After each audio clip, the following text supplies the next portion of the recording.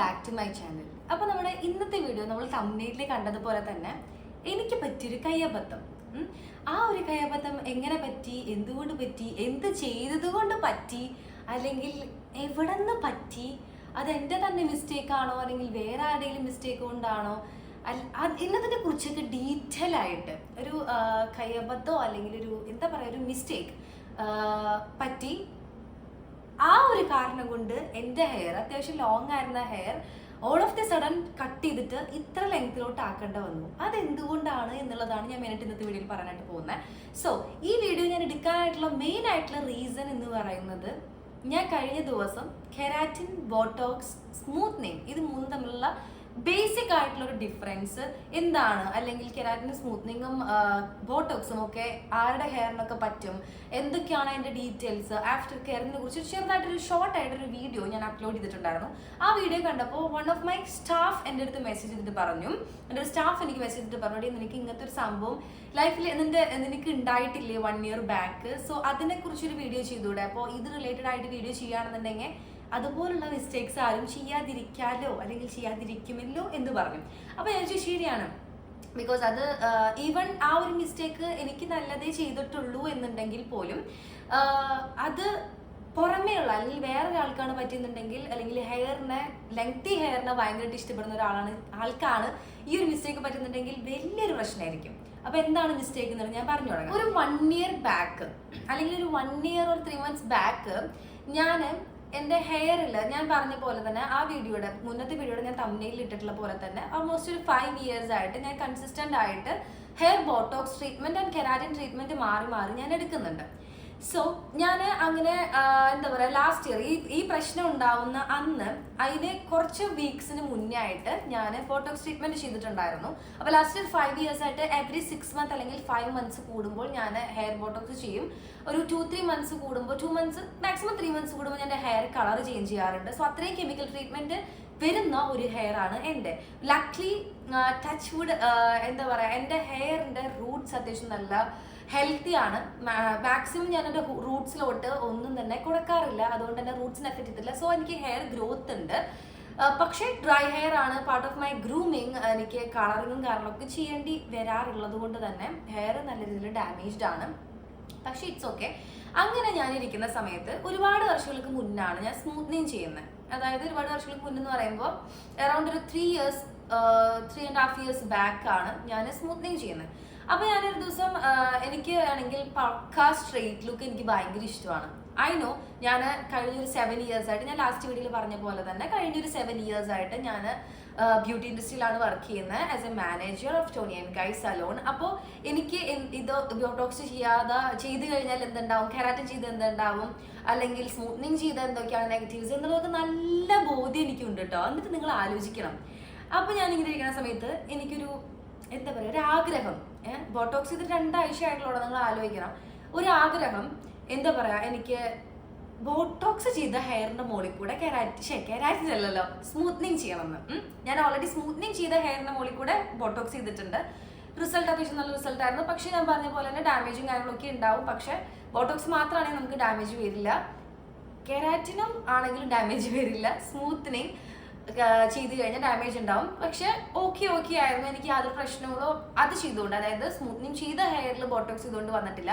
പക്ഷെ എൻ്റെ ഏത് നേരത്തെ പൊട്ടബുദ്ധിക്കാണാവും എനിക്ക് അങ്ങനെ ചെയ്യാനായിട്ട്. അങ്ങനെ ഞാൻ എൻ്റെ സ്റ്റാഫിൻ്റെ എൻ്റെ സ്റ്റൈലിസ്റ്റിൻ്റെ അടുത്ത് ഞാൻ പറഞ്ഞു, എനിക്ക് മെയിനായിട്ട് ഞാൻ ആ വർക്ക് ചെയ്തിരുന്ന സമയത്ത് ആ സലൂണിൽ പെർട്ടിക്കുലർ ടൈമിലുള്ള എൻ്റെ സ്റ്റൈലിസ്റ്റിൻ്റെ അടുത്ത് ഞാൻ പറഞ്ഞു, എനിക്ക് ബോട്ടോക്സ് ചെയ്ത് 2 ആഴ്ച ആയിട്ടുള്ളൂ, ഐ നോ ഇറ്റ്, പക്ഷേ എനിക്ക് കെരാറ്റിൻ അല്ലല്ലോ സ്മൂത്തനിങ് ചെയ്യണം അതിൻ്റെ മുകളിൽ കൂടെ എന്ന് പറഞ്ഞു. അപ്പൊ എന്റെ സ്റ്റൈലിസ്റ്റ് എടുത്ത് പറഞ്ഞു, നമുക്ക് അങ്ങനെ ചെയ്യാൻ പാടില്ല, മാമിന് അറിയാവുന്നതല്ല, എന്താ പറയാ ഹെയർ ഡാമേജ് ആവും എന്നൊക്കെ പറഞ്ഞു. അപ്പൊ ഞാൻ പറഞ്ഞു it's okay, no problem, damage അല്ല, അവള് കംപ്ലീറ്റ്ലി പോകുന്നില്ലല്ലോ, ഡ്രൈ ആയിക്കോട്ടെ, പ്രശ്നമില്ല എന്ന് പറഞ്ഞു. അപ്പൊ അവള് പറഞ്ഞു അതിൽ വേറെ കുറെ പ്രശ്നങ്ങളൊക്കെ ഉണ്ട് മാം, എന്തെങ്കിലുമൊക്കെ പ്രശ്നങ്ങൾ വരാനുള്ള ചാൻസ്, നമുക്ക് അതിനെ കുറിച്ചിട്ട് അധികം ഐഡിയ ഇല്ല, അങ്ങനെ ആരും ചെയ്തിട്ടില്ല ഇതുവരെ, ഞാൻ ഇതുവരെ അത് അങ്ങനെ ചെയ്തിട്ടില്ല ഒരാൾക്ക്. അതായത് ബോട്ടോക്സ് ചെയ്ത ഹെയറിന്റെ മുകളിൽ കൂടെ സ്മൂത്തനിങ് ഞാനിന് മുന്നേ ചെയ്തിട്ടില്ല. അപ്പൊ എന്താണ് വരാ, അതിൽ എക്സ്ട്രീം എന്തായിരിക്കും വരാന്നുള്ളത് എനിക്ക് അറിയില്ല, ഒരു ഐഡിയ ഇല്ല. പക്ഷെ എന്റെ വാശി അല്ലെങ്കിൽ എന്റെ പൊട്ടബുദ്ധി, എന്റെ ചീത്ത സമയത്ത് എനിക്ക് തോന്നിയതാണ് ചെയ്ത് കളയാം, എന്ത് റിസ്ക് എടുക്കാനും തയ്യാറാണ്. അതായത് ഞാൻ ഏത് ടൈപ്പ് കളറോ അല്ലെങ്കിൽ ഏത് ടൈപ്പ് ട്രീറ്റ്മെന്റ്സ് എൻ്റെ ഹെയർ വെച്ച് കളിക്കാൻ പറ്റുന്നുണ്ട് മാക്സിമം ഞാൻ റിസ്ക് എടുത്ത് കളിക്കാറുണ്ട്. സോ അങ്ങനെ ആ ഒരു എന്താ പറയുക, എൻ്റെ ഒരു പ്രാന്തിൻ്റെ എക്സ്ട്രീം ലെവൽ നിങ്ങൾ ആലോചിക്കണം. അപ്പോൾ ഞാൻ okay what ever happens never mind, നമുക്ക് ചെയ്യാം എന്ന് പറഞ്ഞിട്ട് ഓക്കെ പിന്നെ സ്റ്റാഫ് ഓക്കെ യുവർ വിഷ് നമുക്ക് ചെയ്യാം എന്ന് പറഞ്ഞിട്ട് ആള് ചെയ്യാനായിട്ട് സ്റ്റാർട്ട് ചെയ്തു. അപ്പോൾ 2 ടൈപ്പ് ക്രീമാണ് ഉള്ളത് സ്മൂത്തനിങ്ങിന്. നാച്ചുറൽ ഹെയറിൽ അപ്ലൈ ചെയ്യുന്നതും കെമിക്കൽ ഹെയറിൽ അപ്ലൈ ചെയ്യണം. അപ്പോൾ കെമിക്കൽ ഹെയറിന് അപ്ലൈ ചെയ്യണം നമുക്ക് എടുക്കാം എന്ന് പറഞ്ഞിട്ട്, പക്ഷെ ഞാൻ അധികം നേരം വെക്കില്ല എന്നൊക്കെ എൻ്റെ സ്റ്റാഫ് പറഞ്ഞു. അങ്ങനെ ഞങ്ങൾ ട്രീറ്റ്മെൻറ്റ് സ്റ്റാർട്ട് ചെയ്തു.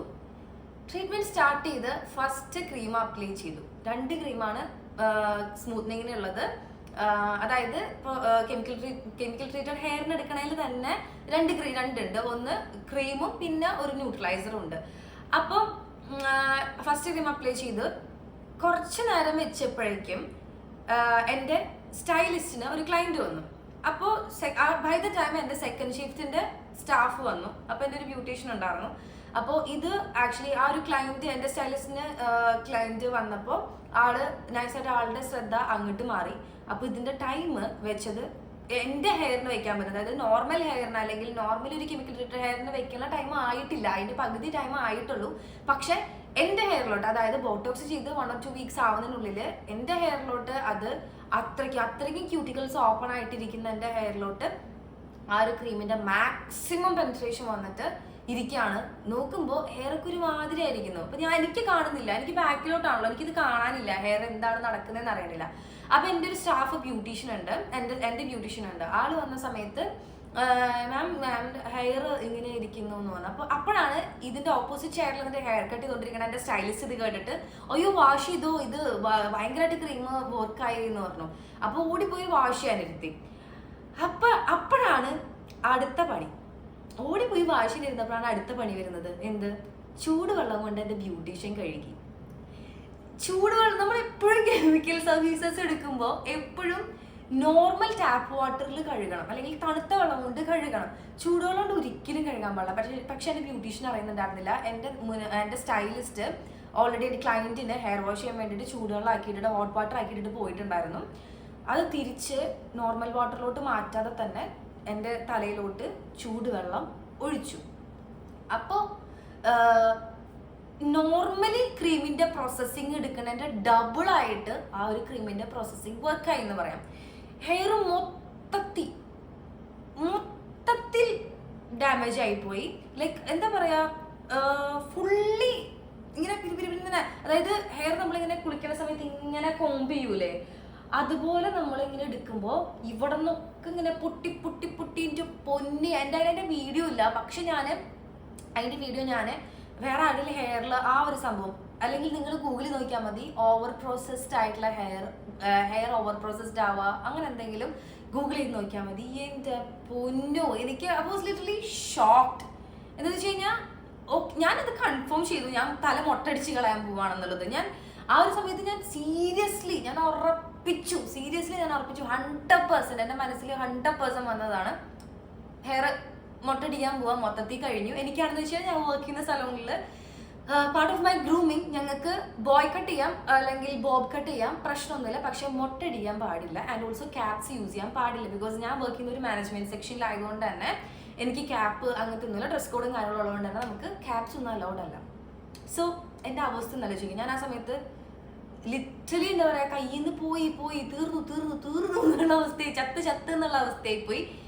പിന്നെ അപ്പോഴത്തേക്ക് എൻ്റെ സ്റ്റൈലിസ്റ്റ് ഓടി വന്നിട്ട് ചൂടുവെള്ളം മാറ്റി സ്മോക്ക് വരണ്ടിട്ട് ചൂടുവെള്ളം മാറ്റുന്നുണ്ട് തണുത്തോളത്തിൽ. അപ്പം എന്നെ കഴുകി വേഗം കൊണ്ടുവന്നിരുത്തിട്ട് ബ്ലോ ഡ്രൈ അല്ല ബ്ലാസ്റ്റ് ഡ്രൈ ചെയ്തു.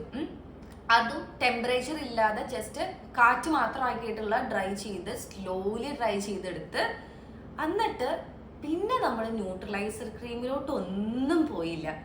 ഞാൻ നോക്കുമ്പോൾ ഹെയറൊക്കെ ഇവിടെ നിന്ന് ഇങ്ങനെ ഒരുമാതിരി പട്ടി കെട്ടിച്ച പോലെ ഇവിടെ നിന്നൊക്കെ ഇങ്ങനെ പൊട്ടി ഹെയർ നമുക്ക് ഇങ്ങനെ വലിക്കുമ്പോൾ നമ്മുടെ ഹെയർ എന്താ പറയാ, നമുക്കിത് മനസ്സിലാവും നമ്മുടെ ഹെയർ ഹെൽത്തി ആണോ അല്ലേ എന്നുള്ളത് നമുക്ക് മനസ്സിലാവും. പക്ഷെ ഇങ്ങനെ വലിക്കാനൊന്നുമില്ല. ഇങ്ങനെ വലിച്ചു കഴിഞ്ഞാൽ ഇവിടെ നിന്ന് ഇങ്ങനെ പോയൊരു സംഭവം മൊത്തം.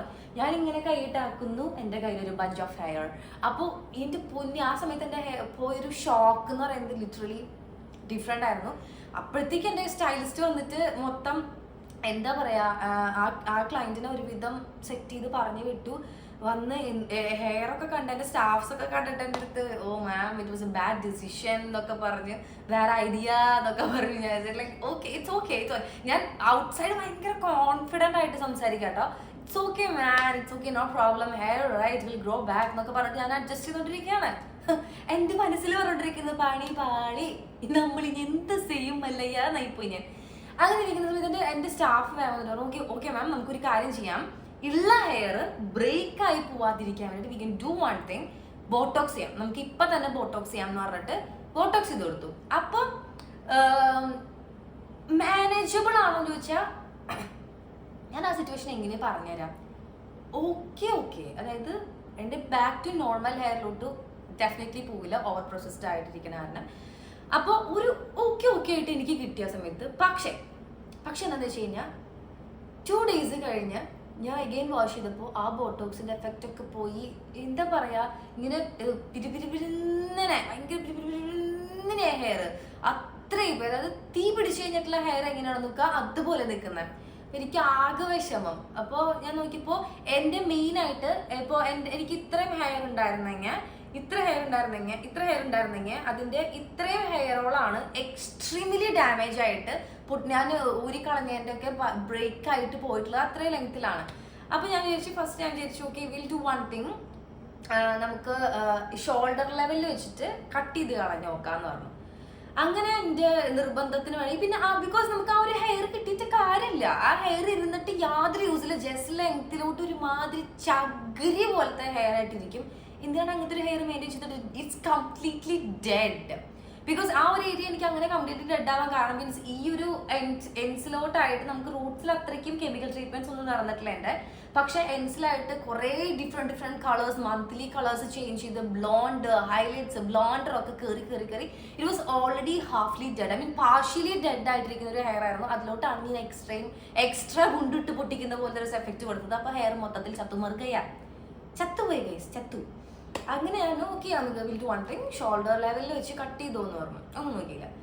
അപ്പോഴും I was not satisfied because ഇവിടം വരെ വെച്ച് കട്ട് ചെയ്തെങ്കിലും ഇവിടം തൊട്ടിട്ട് ഇവിടം വരെയുള്ള ഹെയർ ഇറ്റ് വാസ് ഡിസാസ്റ്റർ എന്നൊക്കെ പറയില്ല, ആ ഒരു സിറ്റുവേഷനിലായിരുന്നു. അപ്പം ഞാൻ വിചാരിച്ചു എനിവേസ് ടു ബി ഹോണസ്റ്റ് ഞാൻ അതാണ് വീഡിയോയുടെ സ്റ്റാർട്ടിങ്ങിൽ പറഞ്ഞത്, എനിക്ക് നല്ലതേ ഉണ്ടായിട്ടുള്ളൂ. ഈവൺ ഞാൻ ആ സമയത്ത് കുറച്ചൊന്ന് പാനിക് ആയി അല്ലെങ്കിൽ ടെൻഷൻ ആയി എന്നുണ്ടെങ്കിൽ പോലും I was planning to grow my hair at that time, but at the same time I have a plan to do a boy cut. So not a plan, I wish to do a boy cut for a long time. അപ്പോൾ ഞാൻ എന്തായാലും കുറേ നാളായിട്ട് ആഗ്രഹിക്കുന്ന ഒരു കാര്യമല്ലേ. അപ്പം ഞാൻ വിചാരിച്ചു എന്നാ പിന്നെ എന്തായാലും കയ്യിൽ നിന്ന് പോയി, കുമ്മരേട്ട കയ്യിൽ നിന്ന് പോയി. അപ്പോൾ പിന്നെ നമുക്ക് ഹെയർ മൊട്ടടിക്കാൻ പറ്റൂല, മൊട്ടടിച്ചാൽ പണി പോവും. സോ ബോയ് കട്ട് ചെയ്യാം. അങ്ങനെയാണ് ഞാൻ ബോയ് കട്ട് എന്നുള്ളൊരു ഓപ്ഷനിലോട്ട് എത്തുന്നത്. അങ്ങനെ ഞാൻ രണ്ടും കൽപ്പിച്ച് ബോയ് കട്ട് അടിച്ചു. പക്ഷേ ഐ വാസ് ലൈക്ക് ഓക്കെ വാവ് കൊള്ളാം, എനിക്ക് ഇഷ്ടപ്പെട്ടായിരുന്നു. ഇഷ്ടപ്പെട്ടെന്ന് വെച്ച് കഴിഞ്ഞാൽ ടോട്ടലി ഡിഫറെൻറ്റ് ലുക്കാണ്. ഞാൻ എൻ്റെ ഒരു അറിവ് വെച്ച കാലം തൊട്ടിട്ട് എന്താ പറയുക, ഞാൻ അങ്ങനെ എൻ്റെ ഒരു ബോയ് കട്ട് ലുക്ക് ഞാൻ കണ്ടിട്ടില്ല. പക്ഷേ ഐ വിഷ് ടു, അതാണ്. സോ എൻ്റെ ഒരു ആഗ്രഹം ഈ ഒരു അബദ്ധത്തിൽ കൂടെ നടന്നു എന്ന് വേണമെങ്കിൽ പറയാം. പക്ഷേ എല്ലാവർക്കും അങ്ങനെ ആയിരിക്കണം എന്നില്ല. സോ നിങ്ങളൊരു ഹെയർ സലൂണിലൊക്കെ പോകുമ്പോൾ മാക്സിമം നിങ്ങൾ ഇതുപോലത്തെ കാര്യങ്ങളൊക്കെ ചെയ്യുമ്പോൾ നല്ല രീതിക്ക്, ഇപ്പം നിങ്ങൾക്ക് ആഗ്രഹങ്ങളൊക്കെ ഉണ്ടാവും, you guys can do it, no problem. പക്ഷേ ഇങ്ങനത്തെ ആഗ്രഹങ്ങളൊക്കെ ഇടുമ്പോൾ നമ്മൾ ചെയ്യാൻ പോണത് അബദ്ധമാണോ അല്ലയോ എന്നുള്ളത് ഒന്ന് ആലോചിച്ച് പിടിച്ചൊക്കെ ചെയ്യാൻ ട്രൈ ചെയ്യുക. അല്ലാന്നുണ്ടെങ്കിൽ എൻ്റെ അത്രയ്ക്ക് ഗട്ട്സ് ഇല്ലാത്ത അല്ലെങ്കിൽ അത്രയ്ക്ക് തുലിക്കട്ടി ഓവർ കോൺഫിഡൻസ് ഇല്ലാത്ത ആൾക്കാരാണെന്നുണ്ടെങ്കിൽ ഭയങ്കരമായിട്ട് വിഷമാവും.